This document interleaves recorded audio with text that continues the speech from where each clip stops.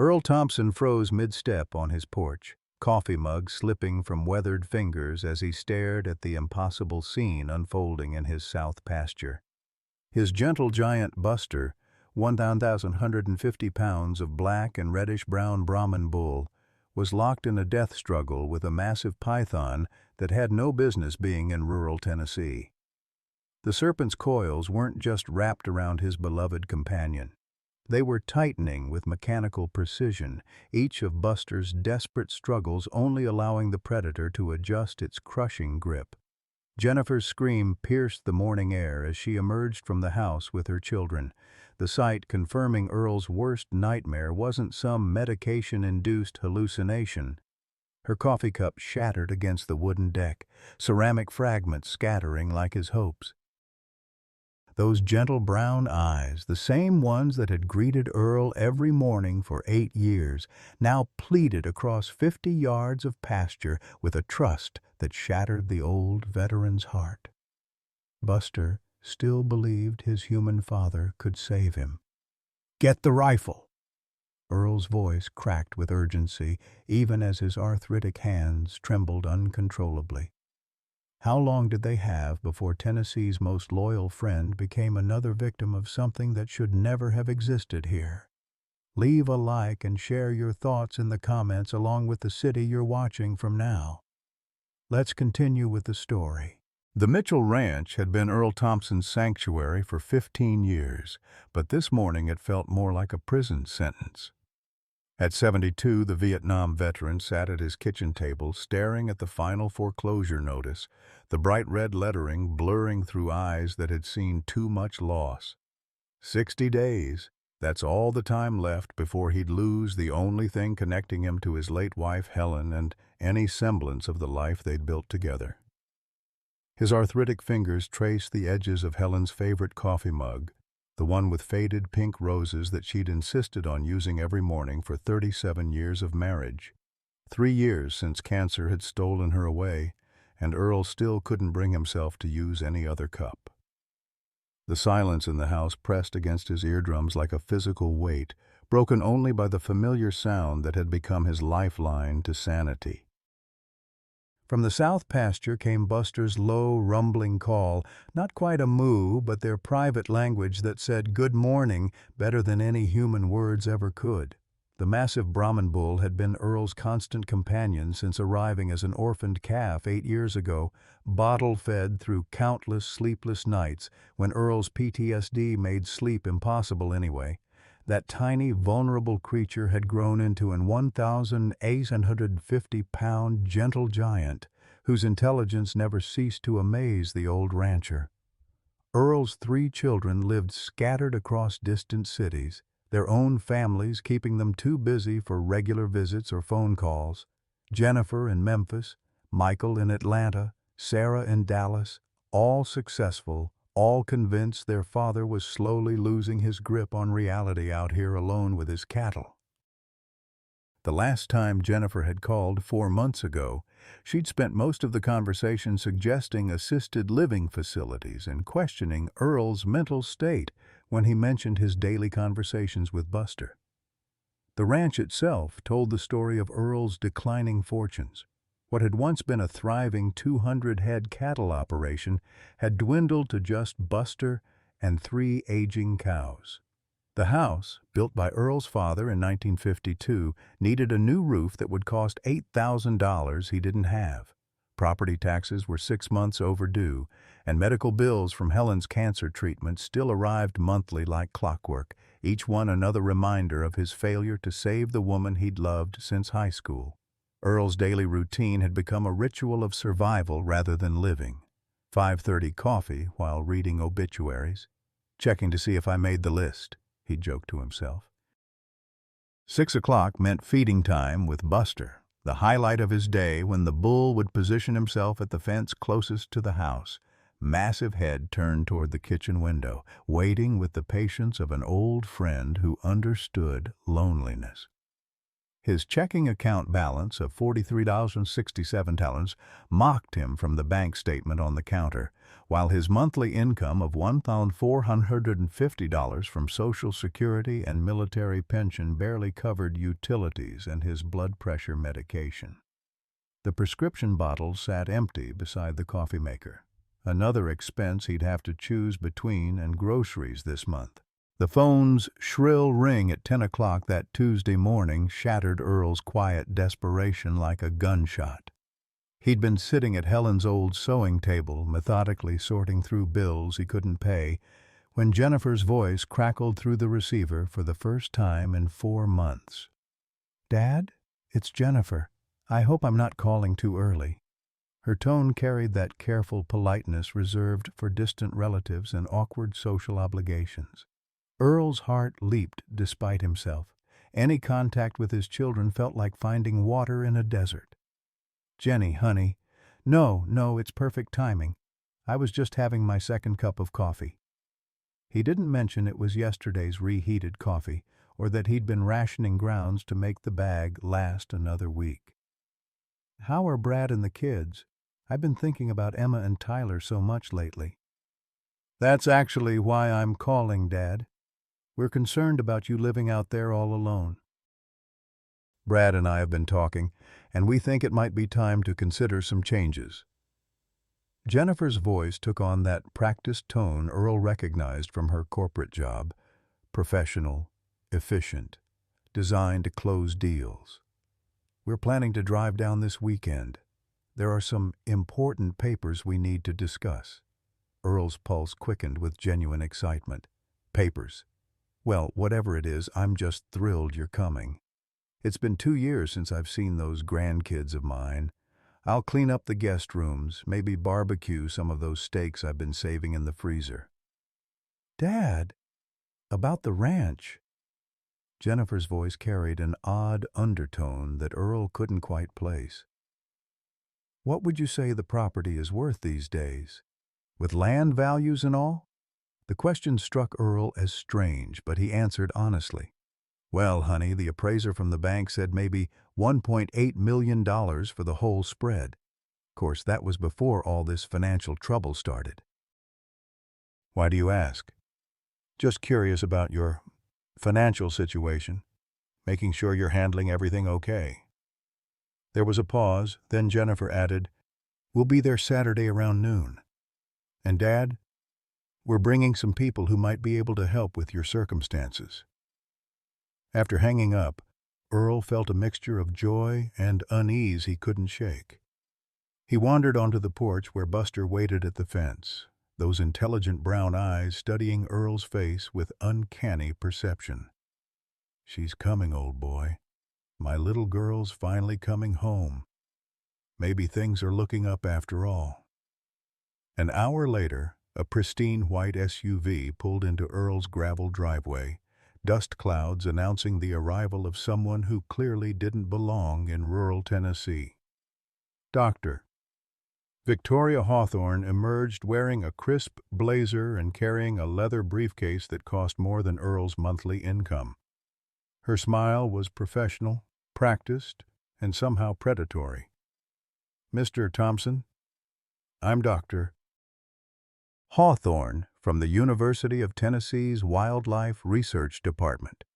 I hope you don't mind the unexpected visit, but I'm conducting a study on invasive species' impact on livestock operations."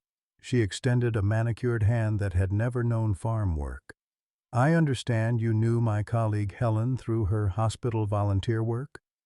Earl's face lit up with recognition that wasn't quite accurate.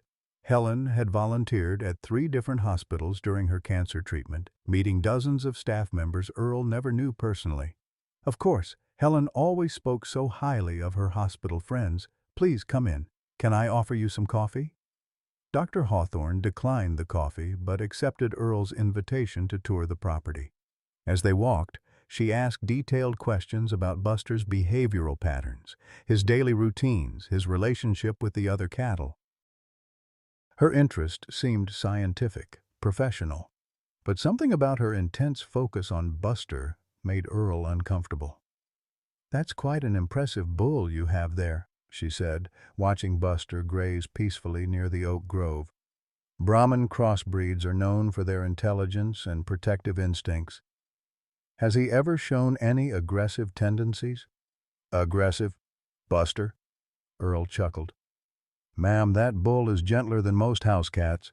Why, he follows me around like a puppy dog. Never hurt a fly in his life."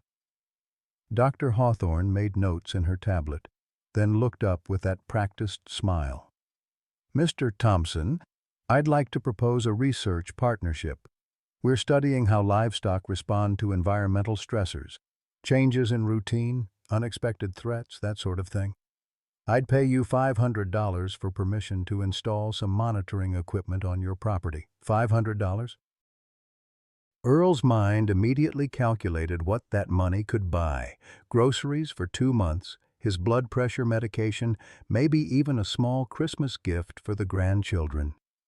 His financial desperation overrode the small voice of caution whispering in the back of his mind. "What kind of monitoring equipment?" Earl asked. "Nothing invasive, just some motion sensors to track animal movement patterns, a few cameras to document natural behaviors. We're particularly interested in how intelligent animals like Buster respond to unexpected situations." Dr. Hawthorne's eyes never left Buster as she spoke. "Sometimes the most dangerous predators are the ones that get closest to their prey." Earl nodded, thinking she meant predators threatening livestock, not realizing she was describing herself. Saturday evening arrived with the warm embrace of a Tennessee sunset, painting Earl's kitchen in golden hues that reminded him of better times. Jennifer's laughter echoed through the house for the first time in years as 12-year-old Emma helped her grandfather set the table while 10-year-old Tyler peppered him with questions about ranch life. For a few precious hours, Earl felt like he had a family again. The dinner had been perfect: grilled steaks from Earl's freezer, Helen's famous cornbread recipe that Jennifer still remembered, and sweet tea that tasted like childhood summers. Earl watched his grandchildren's faces light up as he told stories about Buster's intelligence, how the bull could open gate latches and seemed to understand human emotions better than most people. But as the children settled into the living room with their tablets, the atmosphere shifted. Jennifer and her husband Brad exchanged meaningful glances across the dining table, and Earl felt his stomach clench with familiar dread. He'd seen that look before, in military briefings when officers prepared to deliver bad news, in doctors' offices when test results came back unfavorable. "Dad, we need to talk," Jennifer began, her corporate voice replacing the warmth that had filled the evening. "Brad and I have been doing some research on your situation, and we've found a solution that could really help." Brad produced a manila folder thick with documents and spread them across Helen's antique dining table. "Earl, Agritech Industries has made an offer on your ranch. $2.3 million for the entire property, including livestock and equipment. It's enough to pay off all your debts and set up substantial trust funds for Emma and Tyler's college education." Earl's fork clattered against his plate as the words hit him like a physical blow. "You want me to sell the ranch?" "Honey, this place. It's all I have left of your mother. Every fence post, every pasture, we built this together." "Dad, listen to the whole proposal." Jennifer pressed forward, her voice taking on that relentless quality Earl remembered from her teenage years when she wanted something. "There's a beautiful assisted living facility in Memphis called Golden Years Manor. It has a golf course, organized activities, medical staff on site 24 hours a day. You'd have your own apartment, but help whenever you need it." "What about Buster?" Earl's voice cracked as he asked the question that mattered most. The silence that followed answered everything. Brad cleared his throat uncomfortably. "The bull would be relocated. Agritech plans to convert the property into an agricultural research facility. Individual livestock wouldn't fit their operational model." "Relocated?" Earl stood up so quickly his chair scraped against the hardwood floor. You mean slaughtered? You want me to sell my best friend to the meat packers so I can play shuffleboard with strangers? Emma looked up from her tablet, sensing the tension. Grandpa, why are you upset? Mom said we were going to help you. Jennifer's face flushed with frustration. Dad, you're 72 years old, living alone on a failing ranch, talking to a bull like it's family. That's not normal behavior. Brad and I have already put a deposit down on the Memphis facility. They have a waiting list, but they'll hold a spot for you. You already... Earl felt the ground shifting beneath him, the same disorientation he'd experienced during artillery bombardments in Vietnam. You made these decisions without even asking me? We're your family, Dad. We know what's best for you. Jennifer's voice carried the certainty of someone who'd never doubted her own judgment. Sign the papers, and this nightmare of financial stress and isolation ends. Refuse, and we'll have to pursue other options. Other options? Earl's military training helped him recognize a threat assessment when he heard one. Brad leaned forward, his voice gentle but firm. Competency hearings, Earl. If you can't make rational decisions about your own welfare, the court can appoint Jennifer as your guardian. We'd prefer to do this the easy way. The man who had survived jungle warfare and built a ranch with his bare hands stared at his own daughter and realized she'd become a stranger carrying his enemy's flag. The grandfather clock in Earl's hallway chimed midnight, but sleep remained as elusive as his vanished sense of security. He sat on the front porch in Helen's old rocking chair, watching Buster's massive silhouette in the moonlit pasture, while the weight of his daughter's ultimatum pressed against his chest like a physical burden. The manila folder of Agritech documents lay unopened on the porch table beside him. He couldn't bring himself to read the fine print of his own surrender. Through the guest room window he could see the soft glow of Jennifer's phone as she whispered urgently to someone, probably finalizing arrangements that didn't include his input. Brad's snoring drifted through the thin walls, the sound of a man sleeping peacefully after delivering life-altering news to his father-in-law. Earl envied that kind of certainty, the luxury of believing you were saving someone who didn't want to be saved. What do you think, old boy? Earl whispered toward the pasture. Am I really losing my mind out here, or are they just scared of growing old themselves? Buster's ears twitched at the familiar voice, and the bull's massive head turned toward the porch as if he'd been listening all along. Even in darkness, Earl could feel those intelligent brown eyes studying him with the patience of a friend who had nowhere else to be. The morning brought no relief, only the artificial brightness of a family pretending the previous night's confrontation hadn't fractured something fundamental between them. Jennifer bustled around the kitchen making breakfast with aggressive efficiency, her movements sharp and purposeful. Emma and Tyler sat at the table picking at their eggs, sensing the adult tension but lacking the vocabulary to address it. Grandpa looks sad, Tyler observed with the brutal honesty of childhood. Are you sad because of the papers? Jennifer shot her son a warning look. Grandpa's just tired, sweetie. Sometimes grown-ups have to make difficult decisions about what's best for everyone. Earl caught the emphasis on grown-ups and recognized it as another small cruelty designed to remind him of his diminished status in his own family. He forced a smile for his grandson's benefit. I'm not sad, Tyler. Just thinking about all the good times I've had on this ranch with your grandma and Buster. Why can't you keep Buster at the new place? Emma asked, her 12-year-old logic cutting straight to the heart of the matter. The question hung in the air like smoke from a burned bridge. Brad cleared his throat, preparing to deliver another rehearsed explanation about practical limitations and facility regulations. But Earl's attention was drawn to movement outside the kitchen window. Dr. Hawthorne's white SUV was pulling into the driveway, arriving exactly at the time Jennifer had specified in her late-night phone conversations.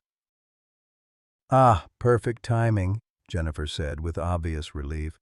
Dr. Hawthorne has some additional information about the research project that might help you understand the bigger picture, Dad.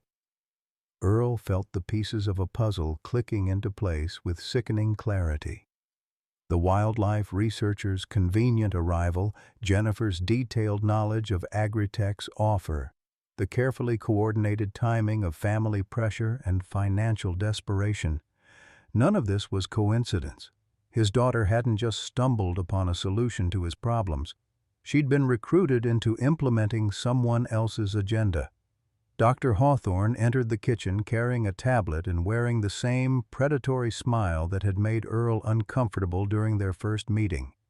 This morning, however, her professional mask seemed more transparent, as if she no longer needed to maintain the pretense of scientific objectivity.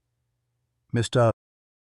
Thompson, I hope you've had time to consider Agritech's generous offer," she said, settling into Helen's chair at the breakfast table without invitation. "I understand this is an emotional decision, but sometimes we have to prioritize practical concerns over sentimental attachments." "Sentimental attachments?" Earl's voice carried a dangerous edge that made Jennifer shift uncomfortably in her seat. "Is that what you call 8 years of friendship? 37 years of marriage to a woman who loved this land as much as I do?" Dr. Hawthorne's smile never wavered. "Mr. Thompson, I've been studying animal behavior for over a decade, and I can assure you that what you interpret as friendship is simply conditioned response. That bull associates you with food and safety. It's not the complex emotional bond you imagine." The clinical dismissal of his relationship with Buster struck Earl like a slap. He stood slowly, his arthritic joints protesting, but his voice steady with military authority. "Ma'am, I've been around animals my whole life, and I've been around people who think they're smarter than they actually are. That bull has shown me more loyalty and understanding than most humans I've encountered." "Dad, please," Jennifer interjected, her corporate training kicking in to manage what she perceived as an escalating situation. "Dr. Hawthorne is just trying to help you see this objectively. We all want what's best for you." "What's best for me?" Earl turned to face his daughter, and for the first time since her arrival, Jennifer saw something in her father's eyes that reminded her of the Marine who had returned from Vietnam, a hardness that couldn't be managed or manipulated. "When's the last time any of you asked what I wanted? When's the last time you visited without an agenda? When's the last time you called just to hear my voice?" The questions landed like artillery rounds, each one exposing the neglect that had preceded this intervention. Emma and Tyler watched their grandfather with wide eyes, seeing him transformed from the gentle storyteller of the previous evening into someone formidable and unfamiliar. Dr. Hawthorne consulted her tablet with theatrical precision. "Mr. Thompson, I should mention that Agritech's offer expires at noon today. After that, they'll pursue other properties for their research facility. This really is a limited-time opportunity." The artificial deadline was another manipulation tactic, designed to prevent Earl from seeking outside counsel or exploring alternatives. But it also revealed something important about Dr. Hawthorne's urgency. This wasn't just about acquiring ranch land for corporate research. There was something personal driving her agenda, something that made Buster specifically valuable to her plans. "What kind of research?" Earl asked, his instincts sharpened by decades of recognizing when someone was lying to him. "You've been pretty vague about the actual work Agritech plans to do here." For the first time, Dr. Hawthorne's professional composure flickered. She glanced at Jennifer before answering, a tell that confirmed their coordination. "Large animal behavioral studies, how livestock respond to environmental stressors, predator encounters, that sort of thing. Very valuable data for improving agricultural safety protocols." "Predator encounters?" Earl's blood began to chill as implications became clear. "What kind of predators are we talking about exactly?" The kitchen fell silent except for the ticking of Helen's ceramic rooster clock and the distant sound of Buster moving restlessly in the south pasture. Even the children seemed to sense that the conversation had taken a darker turn, though they couldn't understand the subtle currents of threat flowing beneath the surface. Dr. Hawthorne's smile became something sharper, more honest. Nature provides many interesting test scenarios, Mr. Thompson. Sometimes the most valuable research happens when we observe how animals respond to genuine survival situations. Earl felt his stomach drop as the full scope of the conspiracy became clear. This wasn't about his competency or his financial struggles or even Jennifer's misguided concern for his welfare. This was about using his desperate circumstances to facilitate something monstrous happening to Buster, disguised as legitimate scientific research. "You're planning to hurt him," Earl said quietly, the words carrying the weight of absolute certainty. "All this talk about research and environmental stressors, you want to see how my bull reacts when you put him in mortal danger." Jennifer's face went pale. "Dad, that's not what Dr. Hawthorne said. You're misinterpreting." "Am I?" Earl's gaze never left Dr. Hawthorne's face as he spoke. "Tell my daughter exactly what kind of predator encounters you're planning to study, Doctor. Tell her what happens to the animals who don't survive your research." The mask finally dropped completely, revealing something cold and hungry in Dr. Hawthorne's eyes that explained everything Earl needed to know about her true intentions. Whatever had brought this woman to his ranch, it had nothing to do with legitimate science and everything to do with a vendetta that somehow required Buster's suffering. Outside, as if sensing the shift in atmosphere, Buster began bellowing, not his usual morning greeting, but something Earl had never heard before. A sound of distress, warning, and desperate communication that cut through the kitchen's tension like a blade. Buster's distressed bellowing cut through the morning air like a siren, transforming Dr. Hawthorne's predatory smile into something Earl recognized from his darkest nights in Vietnam. The expression of someone who had finally sprung their trap. Earl's military instincts screamed danger as he pushed back from the breakfast table, every nerve ending suddenly alert to threats he couldn't yet see, but somehow felt approaching.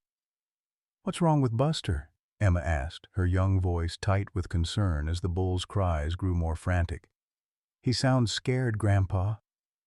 Earl was already moving toward the kitchen window, his arthritic joints forgotten in the surge of adrenaline that accompanied genuine fear. Through the glass he could see Buster pacing frantically along the fence line of the south pasture, his massive head turning repeatedly toward the oak grove where Earl had given Dr. Hawthorne permission to install her monitoring equipment just 2 days ago. "Dad, sit down," Jennifer commanded, her corporate voice taking on an edge of panic as she realized the situation was spinning beyond her control. "You're getting yourself worked up over nothing. Bulls make noise, it's what they do." But Earl knew every sound Buster had made in 8 years of companionship, from the gentle morning greeting that started each day to the protective snorts when strangers approached the fence. This wasn't normal bovine behavior. This was the sound of an intelligent animal trying desperately to communicate mortal danger to the one human he trusted most. Dr. Hawthorne stood slowly, her tablet clutched against her chest like a shield, but her eyes held none of the professional concern a legitimate researcher would show for animal distress. Instead, Earl saw satisfaction, anticipation, and something else that made his blood run cold.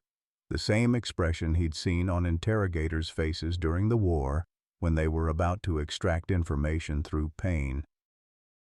"Perhaps I should go check on him," Dr. Hawthorne said, her voice carrying false concern that fooled no one except Jennifer, who was too invested in her narrative of saving her father to recognize the deception. Sometimes research equipment can cause temporary anxiety in sensitive animals. "No." Earl's voice carried the authority of a man who had commanded troops under fire, stopping Dr. Hawthorne mid-step. "You've done enough checking. In fact, I think it's time you removed your equipment and left my property." The silence that followed stretched like a taut wire until Jennifer broke it with a nervous laugh. "Dad, you're being unreasonable. Dr. Hawthorne is trying to help just like we all are." Why can't you trust the people who care about you? Trust? Earl turned to face his daughter, and Jennifer actually took a step backward at the fury in his eyes. You coordinated this woman's visit with your surprise intervention. You've already put deposits down on facilities without asking my permission. You're threatening legal action if I don't sign papers I haven't even been allowed to read properly. That's not care, honey. That's coercion. Brad attempted to insert himself as the voice of reason, his salesman training evident in his practiced tone. Earl, we understand this is overwhelming, but the deadline is manufactured pressure designed to prevent me from thinking clearly or seeking outside counsel. Earl cut him off. I've seen psychological warfare, son. I know what it looks like when someone's trying to break down your defenses. Dr. Hawthorne's facade cracked completely, revealing something cold and calculating beneath the professional veneer. Mr. Thompson, you're becoming agitated. Perhaps you should consider that your family's concerns about your mental state aren't entirely unfounded. The gaslighting attempt was so blatant, so obviously coordinated with Jennifer's previous comments about Earl's competency, that he finally understood the full scope of what he was facing. This wasn't a family intervention that had attracted outside interest. This was an orchestrated attack that had recruited his own daughter as an unwitting accomplice. Outside, Buster's cries reached a crescendo that brought Tyler to the window beside his grandfather. The 10-year-old pressed his face against the glass, his child's clarity cutting through the adult deceptions that clouded the kitchen. Grandpa, there's something big moving in the trees behind Buster. Something really big. Earl's heart stopped as he followed his grandson's pointing finger toward the oak grove.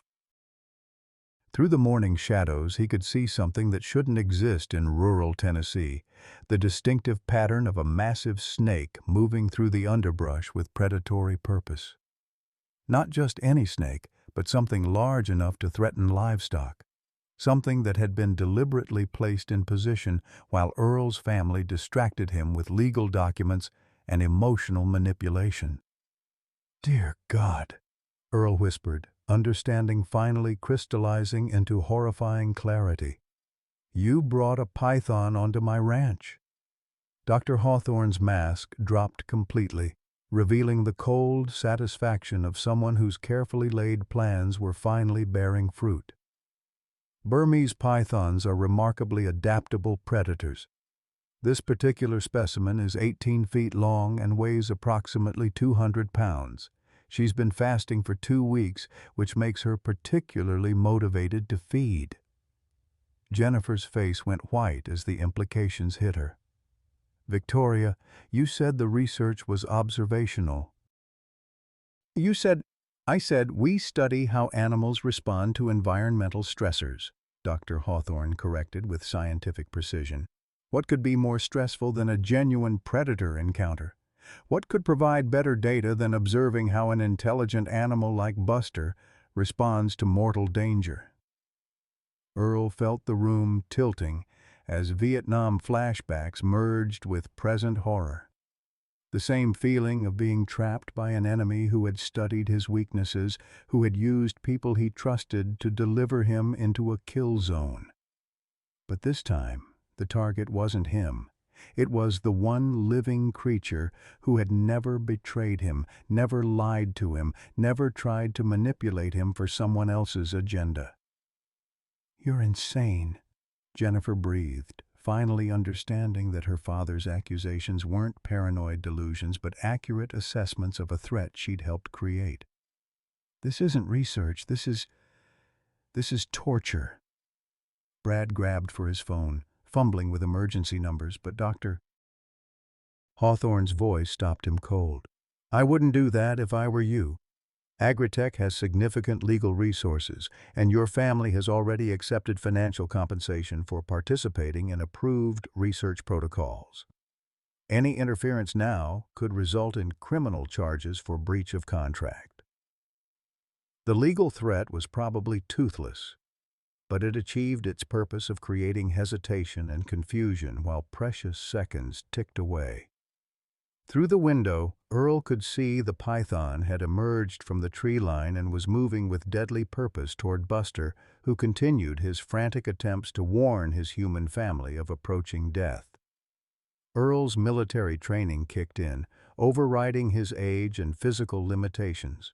He pushed past Jennifer toward the gun cabinet in the hallway, his mind already calculating angles and distances. 60 yards to Buster's position, clear line of sight from the south porch, but the python's proximity to the bull made any shot incredibly risky. "Dad, what are you doing?" Jennifer's voice cracked with genuine fear as she watched her father load his .30-06 hunting rifle with the practiced efficiency of a combat veteran. "I'm saving my friend," Earl said simply, checking the weapon's safety mechanism. "Something I should have done the moment this woman showed up with her lies and research grants." Dr. Hawthorne moved to block his path to the door, her professional composure finally giving way to desperation as she realized her carefully orchestrated experiment was about to be disrupted.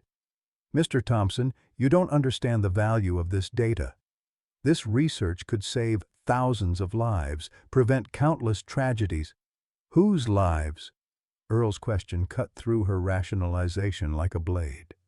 "Whose tragedies are you preventing by torturing innocent animals? What happened to you that turned scientific curiosity into sadistic revenge?" For the first time since entering his kitchen, Dr. Hawthorne's face showed genuine emotion, raw pain that spoke of personal loss so devastating it had twisted professional purpose into something unrecognizable. "My son loved animals. He was going to be a veterinarian, save creatures that couldn't save themselves. A bull killed him at a county fair 10 years ago, gored him in front of hundreds of people while he was trying to help an injured calf." The confession hung in the air like poison gas, explaining everything about Dr. Hawthorne's obsession with Buster and her recruitment of Earl's desperate family circumstances.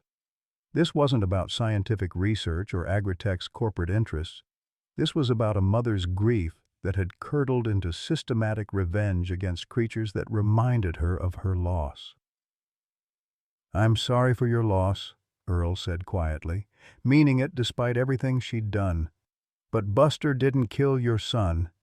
That bull out there has never hurt anything in his life. He's not responsible for your pain."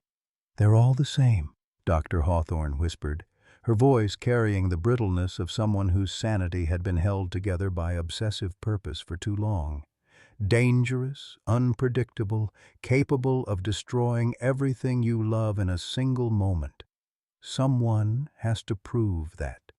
Someone has to show the world what these creatures really are." Through the window, Earl could see the python had reached the fence line and was beginning to climb through the rails with the fluid efficiency of an apex predator that had never learned to fear anything. Buster's bellowing had taken on a different quality. Not just warning now, but the sound of a creature who understood he was about to fight for his life. Earl shouldered past Dr. Hawthorne's attempt to physically restrain him, his rifle ready and his mind clear for the first time since Jennifer's arrival. Behind him, he could hear his daughter crying, his grandchildren asking questions no child should have to ask, and Dr. Hawthorne making threats about legal consequences and ruined reputations. None of it mattered. In the south pasture, his best friend was about to face a horror that had been deliberately designed to kill him, and Earl Thompson had never abandoned a friend under fire. He wasn't about to start now, regardless of the cost to his family relationships or his own safety. The screen door slammed behind him as Earl stepped onto the porch, raising his rifle toward a target he prayed he could hit without killing the creature he was trying to save. The scene that greeted Earl in the south pasture was something from his worst nightmares. The massive Burmese python had already begun its attack, its 18-foot length coiled around Buster's hindquarters and torso with the mechanical precision of a killing machine designed by millions of years of evolution. The bull's magnificent black and reddish-brown coat was already darkening with sweat and blood where the serpent scales had abraded his hide during the initial struggle. Earl's hands trembled as he raised the rifle, his mind calculating angles while his heart shattered at the sight of Buster's desperate eyes finding his across 60 yards of pasture. Those gentle brown eyes that had greeted him every morning for 8 years now held a mixture of terror and trust that nearly brought the old veteran to his knees. Even as the python's coils tightened around his massive frame, Buster believed his human father could save him. The shot was impossible. The snake's body was wrapped so tightly around Buster that any bullet capable of penetrating the python's thick hide would almost certainly continue into the bull's vital organs. Earl had been a marksman in Vietnam, but even at his peak, this would have been a shot few snipers would attempt. At 72, with arthritic hands and eyes that needed reading glasses, it bordered on suicide for both him and Buster. "Dad, don't!" Jennifer's voice cut through the morning air as she burst onto the porch behind him. "You could kill him yourself!" Earl lowered the rifle slightly, his military training warring with his desperate need to act. Jennifer was right. The risk of accidentally shooting Buster was too high, but watching his friend slowly crushed to death while he stood helpless was a cruelty beyond anything he'd endured in war. At least in Vietnam, he'd been able to fight back against the enemies trying to kill his brothers in arms. Doctor. Hawthorne emerged from the house carrying her tablet, her earlier mask of scientific objectivity completely abandoned in favor of something that looked disturbingly like satisfaction. "Remarkable," she murmured, apparently recording the attack for her research files. "Notice how the python has positioned itself to avoid the bull's horns while maximizing pressure on the ribcage. This is exactly the kind of behavioral data we needed." "You sick bitch!" Earl snarled, his rifle swinging toward Dr. Hawthorne before common sense reasserted itself. Shooting the researcher wouldn't save Buster, and would only guarantee that Earl spent his remaining years in prison rather than on his beloved ranch. In the pasture, Buster's struggles were growing weaker as the python's relentless pressure made breathing increasingly difficult. The bull's massive strength, which had seemed limitless during their daily interactions, was being systematically negated by an opponent that fought with patience rather than force. Every time Buster tried to throw off the coils, the snake simply adjusted its grip and squeezed tighter. Earl made a decision that would have seemed insane to any observer. He set down his rifle and pulled out his hunting knife, a 4-inch blade that looked pitifully inadequate against a 200-pound serpent capable of crushing bones. The only way to save Buster was to get close enough to attack the python directly, to make himself enough of a threat that the snake would choose to release the bull and defend itself. "Earl, no!" Brad shouted from the porch, finally understanding the depth of the old man's commitment to his four-legged friend. "That thing will kill you." "Maybe," Earl called back, already moving toward the fence with determination that surprised his arthritic joints. "But Buster saved my life when Helen died, kept me from eating my pistol when the loneliness got too bad. I owe him better than watching him die for someone else's sick revenge." The confession hit Jennifer like a physical blow. In all the months following her mother's death, she'd never realized how close her father had come to suicide, how completely she and her siblings had abandoned him to his grief. The bull she'd dismissed as a sentimental attachment had literally been the difference between Earl choosing life or death during his darkest hours. As Earl climbed through the fence rails, the python's massive head rose from Buster's side, its yellow eyes fixing on this new threat with ancient, reptilian calculation. The snake was enormous. Earl had underestimated its size from a distance. Up close, its head looked large enough to swallow a basketball, and its body was easily as thick as Earl's torso. Buster made a sound Earl had never heard before, not quite a bellow, not quite a groan, but something that spoke of pain and desperate hope. The bull was trying to communicate, trying to tell Earl something important even as his breathing became more labored with each passing second. Earl approached with his knife held low, talking to both the snake and his friend in a voice steadied by decades of facing impossible odds. "Come on, you bastard! You want to fight?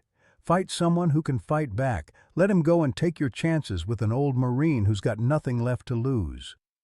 The python's response was immediate and terrifying. Its head whipped toward Earl with lightning speed, mouth opening to reveal fangs that gleamed white in the morning sun, while its body began the subtle adjustments that would allow it to release Buster and focus on this more immediate threat. What followed was a nightmare of muscle and scale and desperate violence that would replay in Earl's mind for whatever time remained to him. The python's body, freed from Buster, wrapped around Earl's legs and torso with crushing force that drove the air from his lungs and sent lightning bolts of pain through his arthritic spine. The serpent's coils felt like steel cables powered by hydraulic pressure, tightening with each of Earl's struggles until his ribs creaked ominously under the strain. Earl managed one desperate strike with his hunting knife, the blade finding purchase in the thick scales behind the python's skull. But the wound only seemed to enrage the creature further. Dark blood flowed from the cut, but the snake's grip intensified rather than weakened, and Earl felt his vision beginning to blur as oxygen became a precious commodity his crushed lungs couldn't adequately process. From somewhere that seemed impossibly distant, he could hear Jennifer screaming, her voice raw with the kind of terror that only comes from watching someone you love face death while being powerless to intervene. "Dad! Oh God, Dad, hold on!" The corporate executive who had arrived with legal documents and assisted living brochures was gone, replaced by a little girl watching her father being killed by a monster she had helped bring to his door. But it was Buster's response that would define the remainder of Earl Thompson's life and reshape everything Jennifer believed about intelligence, loyalty, and the bonds that transcend species barriers. The bull, barely able to stand after his own ordeal with the python, could have fled to safety. Every survival instinct bred into his species over millennia should have driven him away from the predator that had nearly killed him. Instead, Buster chose love over self-preservation.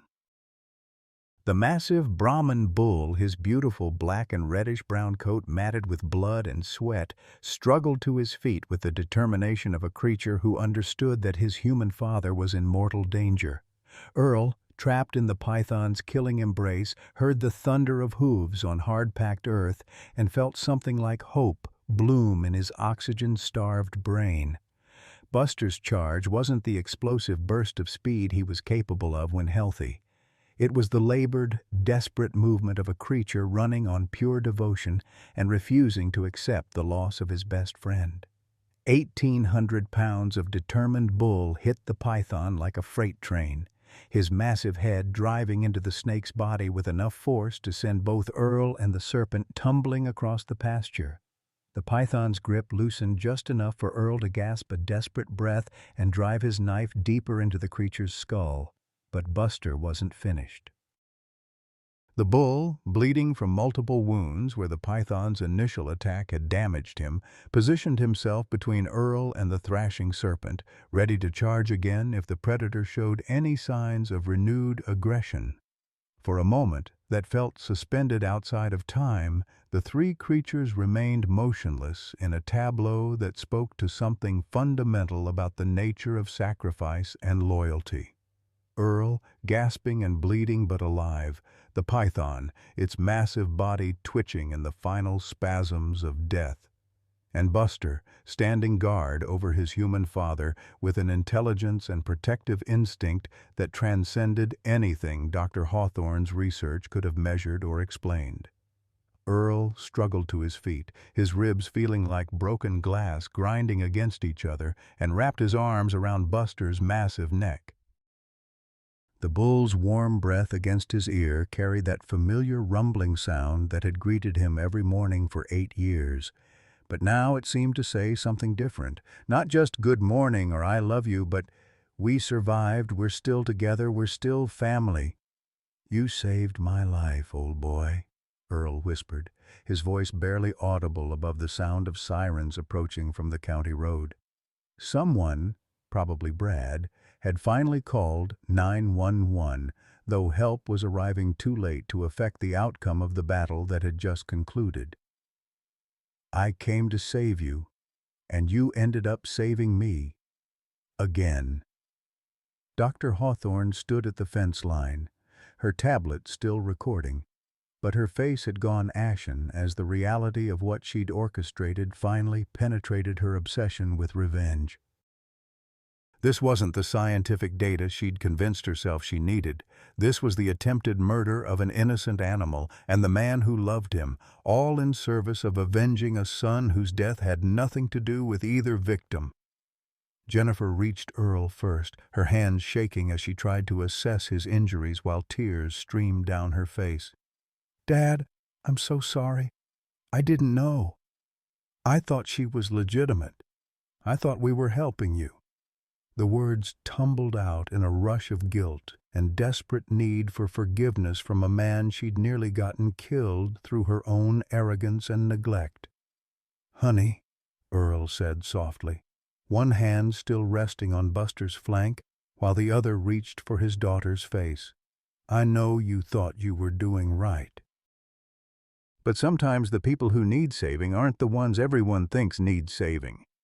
Emma and Tyler had climbed through the fence despite their father's protests, drawn by the same instinct that had made their grandfather risk everything for his four-legged friend. Emma's small hand found Buster's muzzle, and the giant bull lowered his head to accept the gentle touch with the same patience he'd always shown around children. "He really is smart, isn't he, Grandpa?" Tyler asked, his 10-year-old voice filled with wonder as he watched Buster's interaction with his sister. "He knew you needed help, so he helped you even though he was hurt too." Earl nodded, unable to speak past the emotion clogging his throat. His grandson had understood in minutes what Dr. Hawthorne's decade of research had failed to grasp, that intelligence and loyalty weren't limited by species, and that love expressed through action was more powerful than any scientific theory about animal behavior. The paramedics arrived to find a scene that challenged their understanding of typical emergency calls. An elderly man with obvious crush injuries from a giant snake attack, a massive bull with lacerations and respiratory distress, and a woman in professional attire claiming to be a university researcher while standing next to a dead python that had no business existing in rural Tennessee. As they worked on Earl's injuries, he insisted that Buster receive veterinary attention first. "He's hurt worse than I am," Earl told the confused EMTs. "That bull just saved my life. Make sure he gets the care he needs." Dr. Sarah Chen, the large animal veterinarian who arrived 20 minutes later, took one look at the scene and immediately understood that she was dealing with something extraordinary. The bond between the injured man and the bull was so obvious that she found herself modifying her usual treatment protocols to allow them to remain in sight of each other while she worked. "I've been treating cattle for 15 years, Dr. Chen told Jennifer as she sutured a particularly deep laceration on Buster's shoulder. "I've never seen a bull show this level of protective behavior toward a human. What your father has with this animal, it's special, it's real, and anyone who tries to tell you otherwise has never witnessed what I just saw."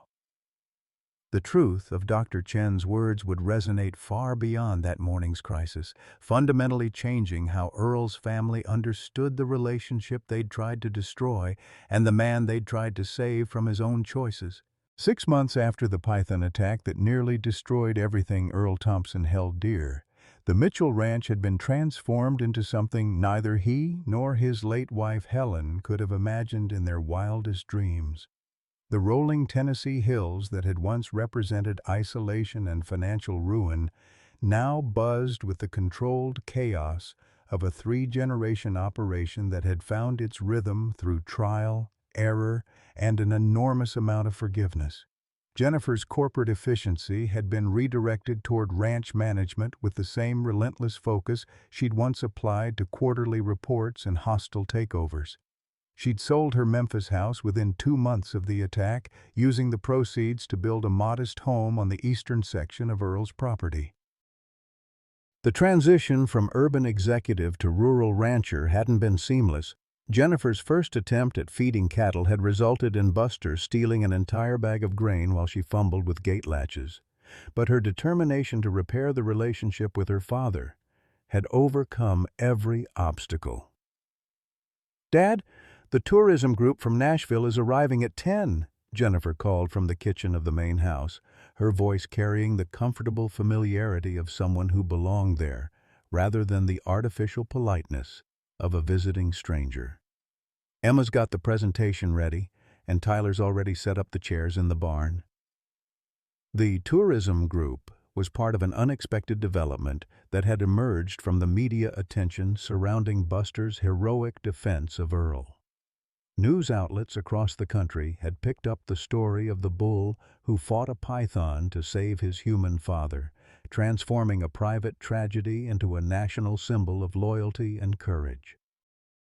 The ranch now welcomed visitors 3 days a week, offering tours that combined education about cattle ranching with the inspiring story of interspecies friendship that had captured hearts worldwide. Earl found himself in the unusual position of being a reluctant celebrity at 73 years old. His mailbox overflowed daily with letters from children, ranchers, animal lovers, and elderly people who saw their own struggles reflected in his fight to maintain independence and dignity. The $500,000 settlement from the lawsuit against Agritech and Dr. Hawthorne had eliminated his financial worries, but it was the emotional wealth of reconnected family relationships that had truly saved his life. Buster had recovered completely from his physical injuries, though the python attack had left him with an increased protectiveness toward Earl that sometimes bordered on comical. The massive bull followed his human father everywhere, positioning himself between Earl and any visitors until properly introduced. Children were the exception. Buster seemed to understand that small humans posed no threat, often lowering his great head to accept gentle pats and apple slices from tiny hands.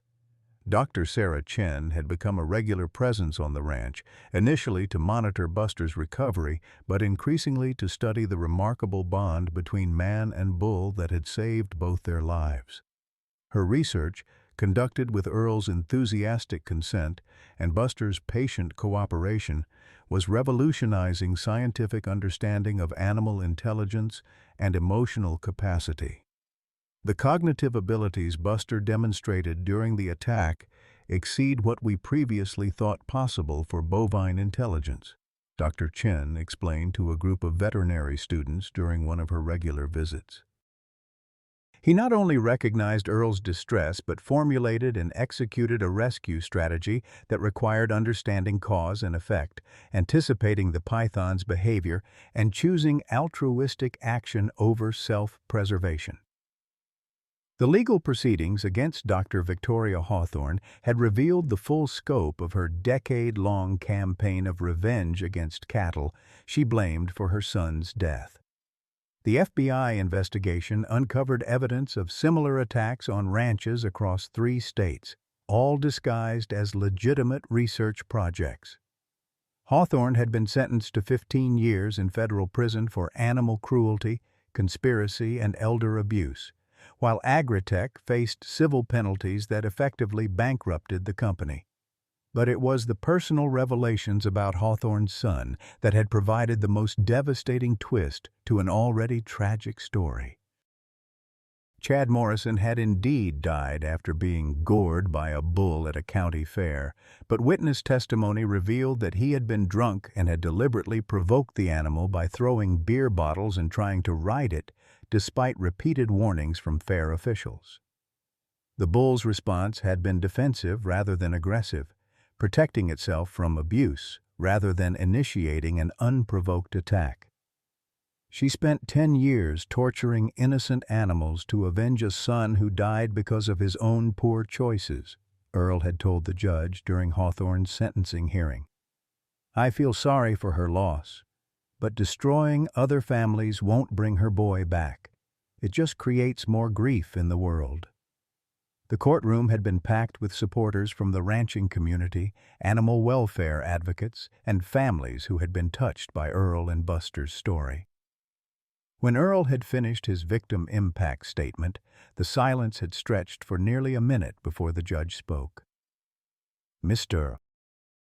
Thompson, your forgiveness is remarkable given what Dr. Hawthorne put you and your family through," Judge Martinez had said. "But I suspect it comes from the same place as your willingness to risk your life for that bull. An understanding that love and loyalty are more powerful than revenge and hatred." Emma and Tyler had adapted to ranch life with the resilience of children who had discovered that their grandfather wasn't a lonely old man, but rather the center of an extraordinary story that their friends found endlessly fascinating. Emma's school presentation about animal intelligence had won the state science fair, while Tyler had started a blog called Letters to Buster that featured correspondence from children around the world who wanted to share their own pet stories with the famous bull. "Grandpa misses." "Johnson from the elementary school called," Emma announced, as she bounded into the kitchen with the energy of a 12-year-old who had spent the morning helping with cattle chores. "They want Buster to be the guest of honor at their spring festival. Can we do it? Please?" Earl chuckled as he watched his granddaughter's excitement.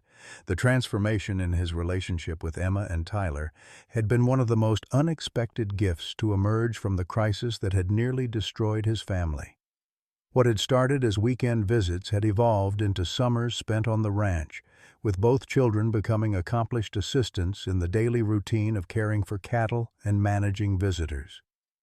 "Well, we'll have to ask Buster," Earl replied with mock seriousness.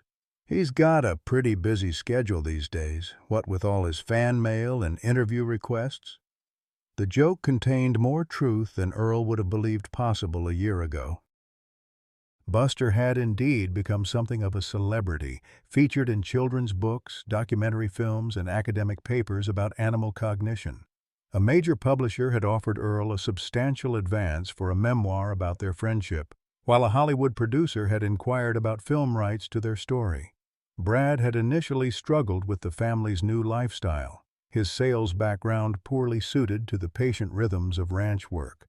But he'd found his niche in managing the business side of their tourism operation, using his marketing skills to develop educational programs that attracted visitors while respecting the animals' welfare and Earl's privacy. "The good news is we're booked solid through fall," Brad reported during their weekly family meeting. "The bad news is we might need to limit group sizes.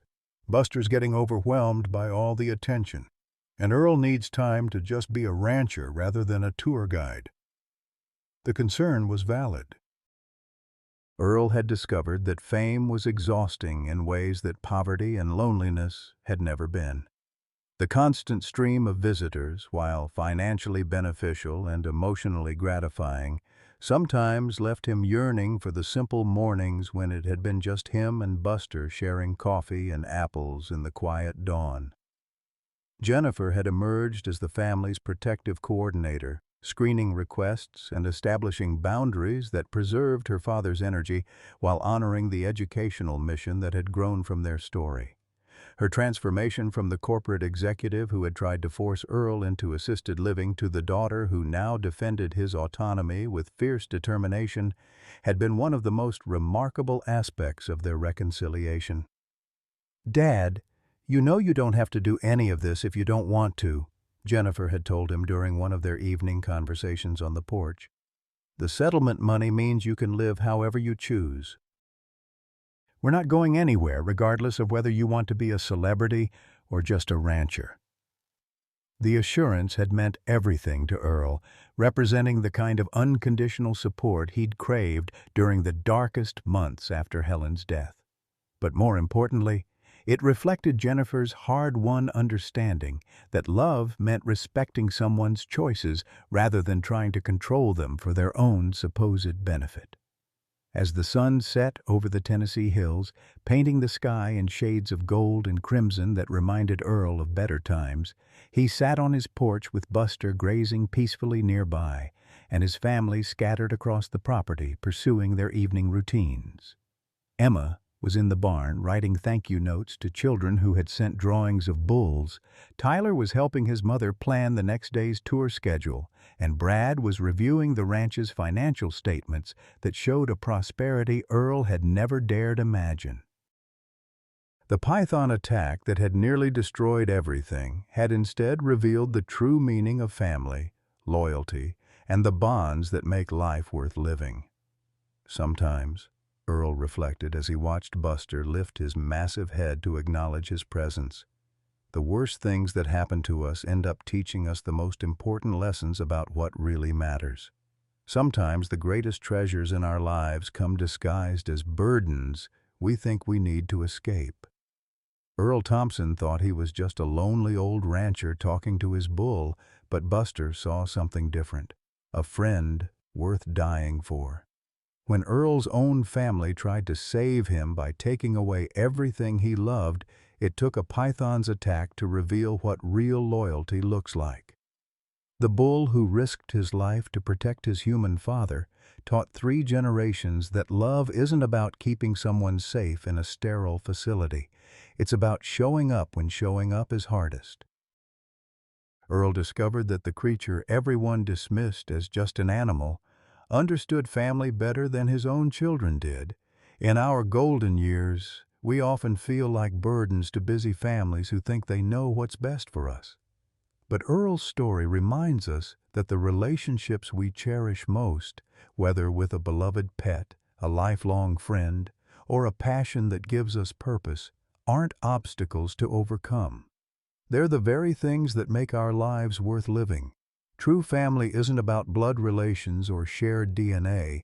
It's about who stands with you when the storms come calling. What relationship in your life has surprised you with its depth and loyalty? Have you ever felt misunderstood by family members who thought they were helping you? Share your story in the comments below. We'd love to hear about the unexpected sources of love and support in your own life.